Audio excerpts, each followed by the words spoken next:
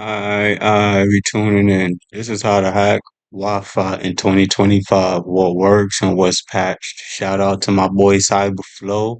You know where it's at.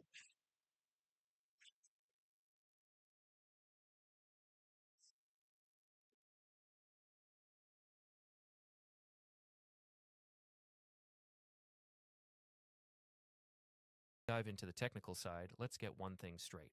Wi-Fi, it's 2025, and people still think their Wi-Fi is unhackable. Today, I'll show you what still works, what got patched, and how real attackers adapt. Before we dive into the technical side, let's get one thing straight. Wi-Fi security has evolved, but so have the techniques used to break it. The cat and mouse game between security researchers and hackers never stops. Some of the methods that worked a few years ago are completely useless now, while others are still shockingly effective, and of course, new techniques are emerging as defenses change. This video is for educational purposes only. Don't use this knowledge for illegal activities. Honestly, I feel like some of this like hacking stuff or whatever is not really talked about because it's, I guess, easy to abuse. We need to learn that motherfucker, bro. Like, I'm tired of people walking around here not knowing cybersecurity, IT, or not giving a fuck about it. And I wonder where their $2,000 went. Nigga, a person stole it. Or you'll end up on the wrong side of the law. Now let's talk about how Wi-Fi security has changed over the years. First, we need to understand the differences between WEP, WPA2, and WPA3. WEP is ancient and practically useless. It's like locking your door but leaving the key under the mat. WPA2 has been the gold standard for years, but it has weaknesses, especially against brute force attacks and deauthentication exploits. WPA3 was introduced to fix these flaws, but adoption has been slow. Many devices and routers still don't support it, meaning WPA2 remains the most common standard in use today. This is important because while WPA3 introduces protections like simultaneous authentication of equals, most networks are still vulnerable to old tricks. Before doing anything, you need the right tools. First, a wireless network adapter that supports monitor. You know what's funny to me? It's always them trying to reinvent what is already working. Like, I ain't gonna lie, why not just use crypto?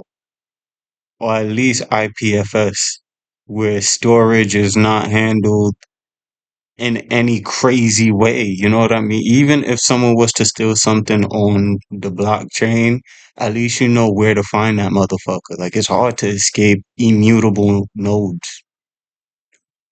I digress though. Maybe I'm wrong.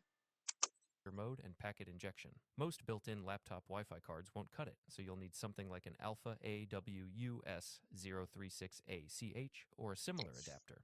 Next, you'll need a Linux-based OS like Kali Linux or Parrot OS. These come preloaded with the necessary tools, saving you a lot of setup time. You'll also need software like AirCrack NG, MDK4, BetterCap, and Hashcat. To check if your adapter supports monitor mode, run the command iwconfig. If it says monitor mode, you're good. If not, time to get a better adapter. To hack Wi-Fi, you need to understand how the attacks actually work. Deauthentication attacks, for example, work by kicking a device off a network, forcing it to reconnect and exposing its handshake in the process. This is still effective against WPA2, but WPA3 has measures to mitigate it. Monitor mode lets you capture all network traffic without connecting to the network. Then there's the evil twin attack, where attackers create a fake access point that mimics a real network. When victims connect, they unknowingly hand over their credentials. Devices are programmed to auto-connect to familiar networks, and attackers exploit this by setting up a clone of a trusted Wi-Fi name. Now, here's where things get interesting. Most people think they understand how these attacks happen. Firewalls. Yo, hold on. Now I ain't gonna lie, Cyberflow. I don't know how long this video might be up because someone like me, man, I ain't gonna cap. I just say, yo, look, I'm gonna make sure every educational purposed video gets done the right way. That's what I'm gonna say. I'm a programmer though. I ain't no hacker. Antiviruses, all the standard defenses. But in reality, the landscape is constantly shifting. What worked yesterday might be useless tomorrow, and that's exactly why hackers keep winning. See, the real problem isn't just outdated security, it's the mindset. Companies patch what they see but ignore what they don't understand. And that gap, that's where things get dangerous. The craziest exploits aren't always about complex 0 days. Sometimes it's the simplest oversights that lead to complete compromise. The kind of things that, if you knew how they worked, you'd never look at security the same way again.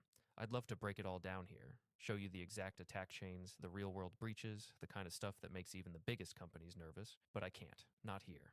Every time I get into the real details, YouTube steps in, videos get flagged, restricted, buried, and I'm not about to water things down just to keep them online. So if you want to see how these attacks actually play out, the payloads, the exploits, the defense Honestly, I may invest in it.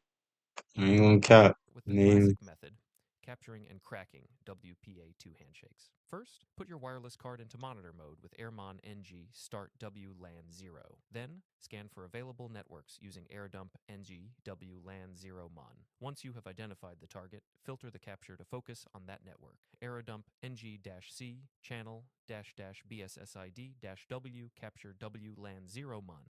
So what I'll say is, for I feel like all programmers need to know how to fuck themselves over, but in the event you don't, right? Someone like me, I feel like if you know a backend database or anything with storage, stuff that hackers do may not be as difficult as some of the commands on the command line interface. And it's easier to use it if you know how to use a backend and are familiar with some of the terminologies. Don't get me wrong, it may be a learning curve still, but it won't be as bad as, maybe a front end developer or maybe someone who don't know how to develop at all. To force devices to reconnect and capture a handshake, use MDK4WLAN 0mon-D-E target SSID-C followed by the channel. Once you have the handshake, you can attempt to crack it using a dictionary attack with aircrack ng-w wordlist-b bssid capture-01.cap or a GPU-based brute force attack with hashcat. But what if the password is strong? That is where evil twin attacks come in. Instead of trying to crack the password, we trick users into giving it to us. Then redirect victims to a fake login page using BetterCap or a custom phishing portal. When they enter their real Wi-Fi password, you capture it in plain text. This attack is especially effective in public places, where users do not think twice about. Yeah, I don't know how long this video gonna be up for the specific fact that I could see how this attack gets like kind of crazy depending on what credentials is being given. If you got an Android and you're signing in, boy, pray for your stuff. Connecting to Pray, Wi-Fi nigga. networks. Now, let us talk about what is patched. If you are still trying to crack WPA3 with old handshake methods, forget it. Simultaneous authentication of equals SAE eliminates traditional handshake vulnerabilities, making brute force attacks almost impossible. Randomized MAC addresses on modern devices also make tracking and targeting harder. Many routers now have built-in protections against deauthentication attacks. The bottom line? Do not waste time on outdated methods. So how do real hackers still break into Wi-Fi networks? They know this. Yeah. See, Relying on I look. Here's the thing. I don't need to finish it because I get it. The only reason, as a programmer, you know why we always end up with big battles with hackers? Because sometimes when we programming, we get used to a bug rather than understanding what the bug is and how to fix it, or how to program in security measured ways. If the bug can't be fixed or if it throws everything off and gives you a bug you don't understand. I hate to admit when I'm wrong, but the Prime again, if you don't follow him, Prime Time is his YouTube. He definitely did say the state of development is weird because, yeah, you could use AI as a development, but you should ultimately, A, know how to structure your code and program. Like, you still have to know it, which I understand now. And B, you kind of have to, like, damn. So I said structure your code, you have to know it. And B, oh, you kind of have to know the bugs involved with the code that you're learning as well. So, like, an error is gonna occur multiple times.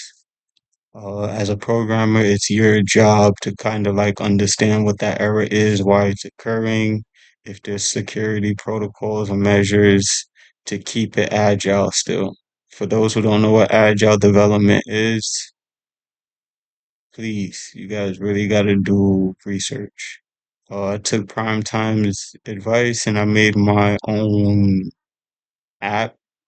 My front end is still great. My back end could use some work. All I could say is AI only helped with the repetitive stuff, but I understand every line of code in my project. And that's something I feel proud of. So thank you, Prime Time. How to hack in 2025, why hacking is important. I hope y'all liked the video.